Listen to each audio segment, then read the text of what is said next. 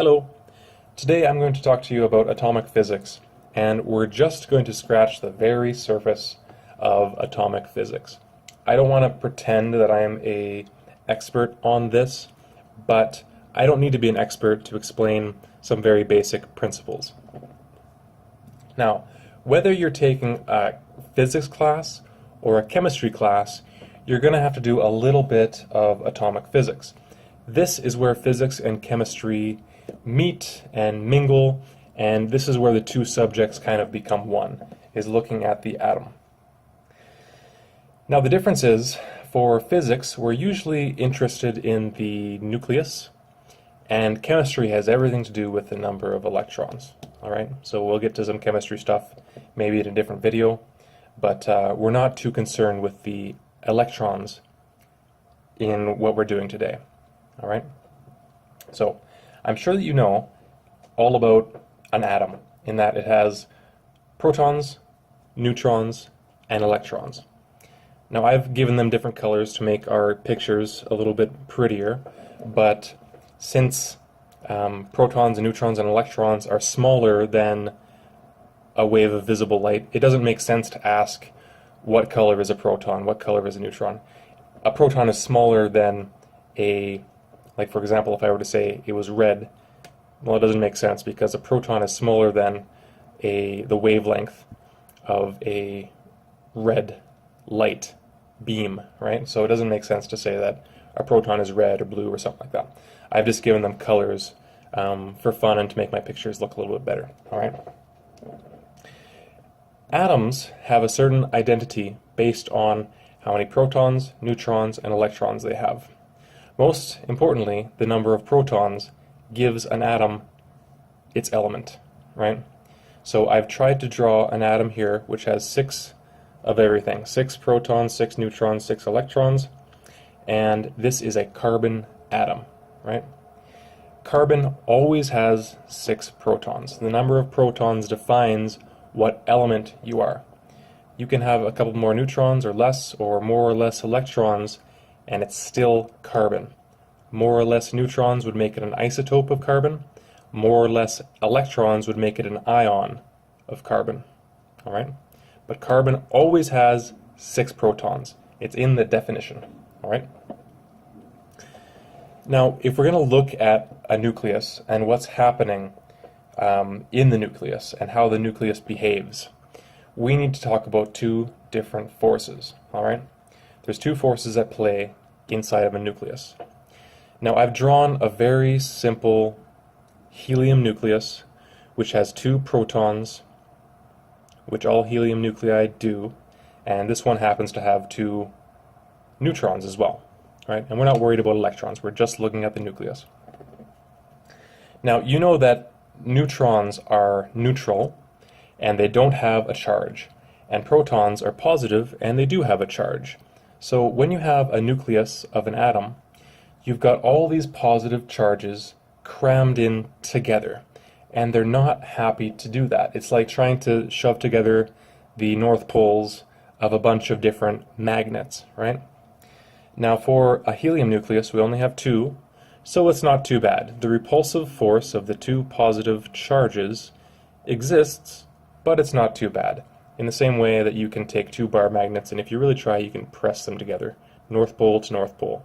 They push back, but you're stronger than that, so you can press all your nucleons together for a helium nucleus, right? Against the electromagnetic force.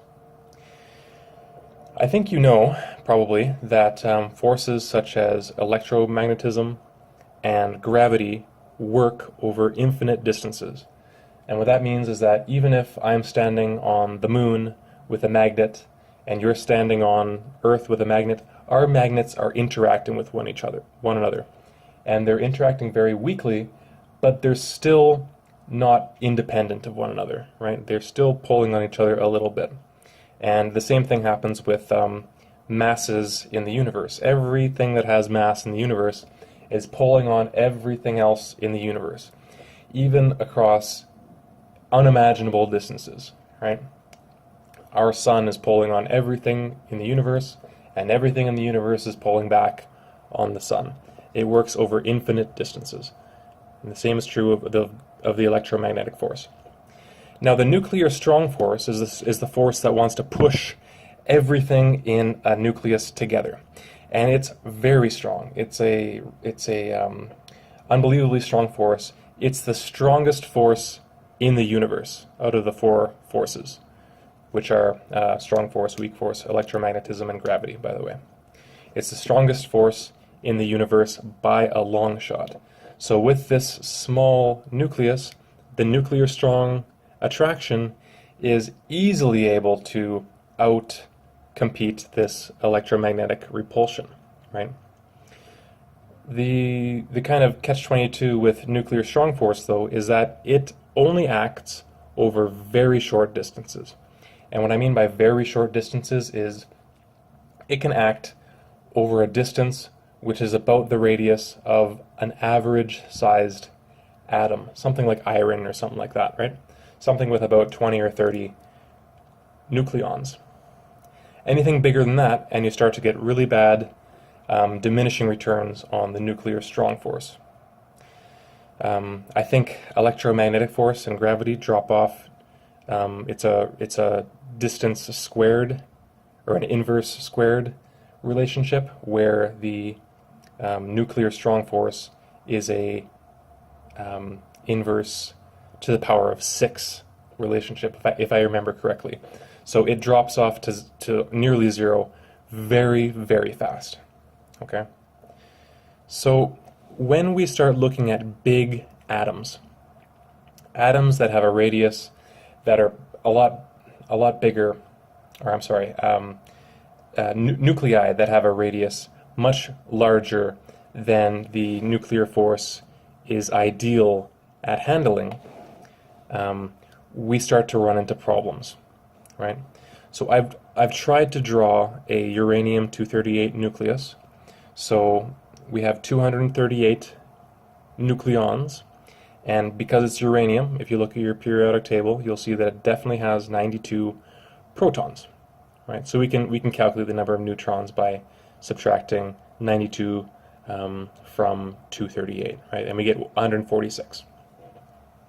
So this uranium nucleus has so many positive poles of magnets, so our strong force is trying to push together so many magnets that it's starting to get overwhelmed, right? You can see how I've drawn it here that we have a lot more repulsion now than we have nuclear strong attraction. And what that means is that this nuclei is unstable, and pieces might start falling off, right? And that's called radioactive decay. So in the case of a big, big atom, you can get radioactive decay, and it happens when pieces start falling off because the repulsion is overcoming this attraction. All right? There are 3 types of decay, nuclear decay, as far as I know. And the three types that you need to know for your class, probably. And they're given the Greek letters alpha, beta, gamma, right? Alpha decay is the first type of decay, and it's the least harmful type of radiation. It's the least likely to affect your biology, I guess. So alpha decay happens when a alpha particle, which is a helium nucleus. An alpha particle and a helium nucleus are the same thing. Alpha decay happens when an alpha particle falls off, or is rather ejected from a nucleus, all right? So it's the expulsion of 4 nucleons, and it changes the identity of the element, right? So starting off with our uranium-238 nucleus here, and this notation just means there's 238 nucleons, and it's uranium, and we know it's uranium because it has 92 protons, right? So if this atom were to undergo alpha decay, what's going to happen is we're going to decrease the number of nucleons from 238 to 234, and we're going to decrease the number of protons from 92 to 90. And of course, because we're changing the number of protons, we're changing the element from one to another. We go from uranium to thorium, uranium-238 to thorium-234. And then we just write plus an alpha particle, right? Because we also have an alpha particle. And if we add these two together, 234 plus 4 is 238, 90 plus 2 is 92, right?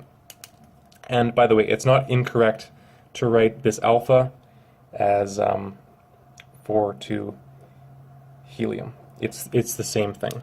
An alpha particle is a helium nucleus, all right? So that's alpha decay. It's relatively simple, right? Beta decay is a little bit more complicated. Beta decay is the expulsion of an electron and an antineutrino, right? You don't need to worry about what an antineutrino is, but basically what beta decay is one neutron becomes a proton, and it becomes a proton by kicking out an electron, and it kicks out an antineutrino, right? And because we're transforming a neutron into a proton, the atomic number jumps from 90 to 91. It jumps up by 1.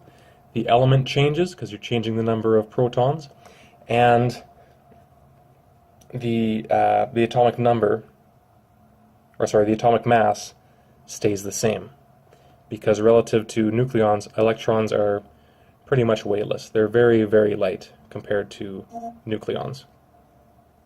All right. So, continuing on from our previous question, we've got uranium-238 goes to thorium-234, and that thorium-234 undergoes beta decay, and it gains a proton. The atomic mass stays the same, but it gains a proton, and it changes from thorium to... You know what? I forget what this element is. It's got one of those goofy names. So we need to make the math work out, right? So 90 equals 91 minus 1, and then 234 equals 234 plus 0 plus 0, right? This V with a line over top is just an antineutrino. The final type of decay that you need to worry about is gamma decay. And gamma decay is a little bit difficult to grasp at first. Nothing is being expelled from the nucleus. The nucleus isn't going to undergo too much of a change, right? What happens in gamma decay is you have a nucleus which is inherently unstable, and it's unstable in respect to the way that it's constructed, right? So think of like a Jenga tower or something like that. You've started moving these blocks around, and you're left with something that's unstable, right?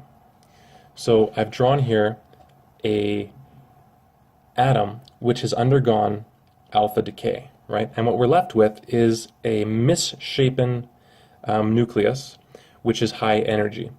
And you can imagine that that nucleus, because of the strong force, it wants to collapse in on itself. So imagine like a mudslide or an earthquake or something.